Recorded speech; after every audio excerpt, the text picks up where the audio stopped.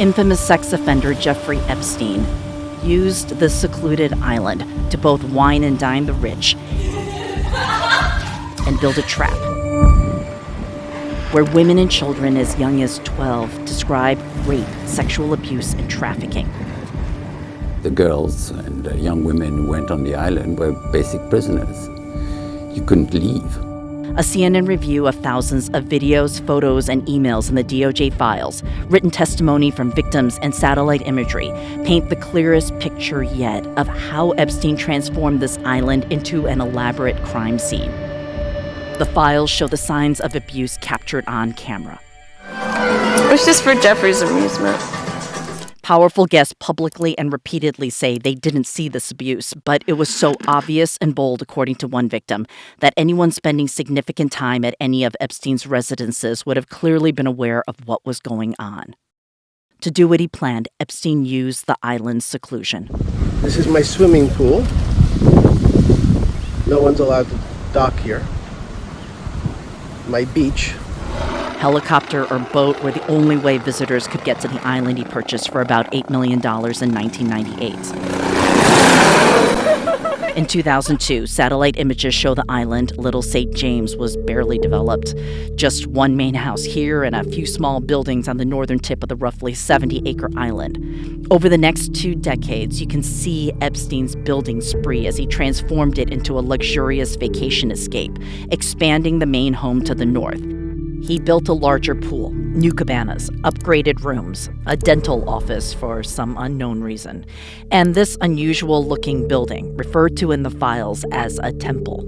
He also bought a $300,000 antique desk and statues worth about $100,000. As Epstein developed his getaway, he wrote repeatedly in emails to business and government leaders, "Come visit me on my island." Even after Epstein was convicted in 2008 for sex crimes, including one involving a minor, the visitors kept coming. Like LinkedIn co-founder Reid Hoffman, who explained on a podcast late last year that he briefly went to the island while fundraising for MIT. He was a masterful networker. But beneath Epstein's business dealings, Virgin Islands prosecutors say Epstein coerced girls as young as 12 into sexual activity.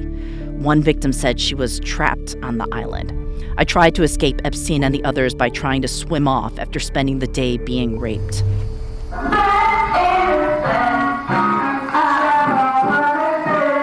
Epstein's home decor even showed signs of his crimes.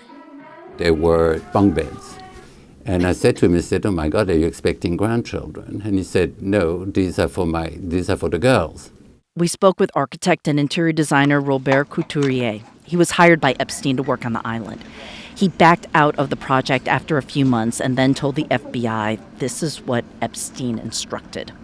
Especially for the bunk rooms, they had to be for girls. They had to be for girls. There's hence pink and these sorts of things. So there's no mistaking this wasn't for women. There's no mistaking. You don't put women on bunk beds, I'm sorry. Unless you are in some youth hostel somewhere, but you don't have guest rooms with bunk beds for ladies. And inside the house, there was another little room with computers, and I said, "What is this room?" And he said, "This room is for the girls when they have fun.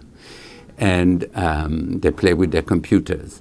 The whole house was very odd because we were on the beach, and the house had heavy dark curtains everywhere. The windows were never really opened. It felt terrible. And he also asked me, he said, "I want to build a big TV room, a movie cinema underneath the pool, and I will furnish it with beds." Everybody knew what was happening on that island. Even his staff, people worked for him. A former staffer said the main home had many pictures of young girls, some topless, looking about 15 to 16 years old.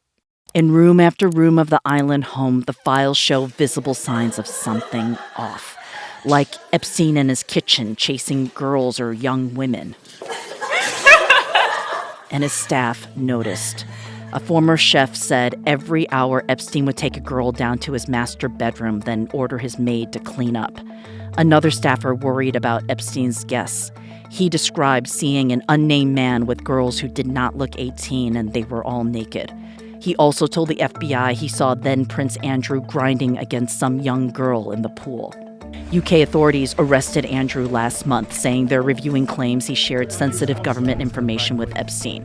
Andrew was released and denies he did anything wrong. Victims say visitors could have seen all this as early as the mid-2000s. One victim described a 2007 visit by Google co-founder Sergey Brin and then-fiancé and 23andMe co-founder Anne Wojcicki. They observed that we did not speak and that we remained mute. Sergey and Anne witnessed our souls and bodies riddled with fear. They said nothing. They did nothing. A man who looks like Brin, about the same age as he was in 2007, is seen in this picture in the DOJ files, though it is undated.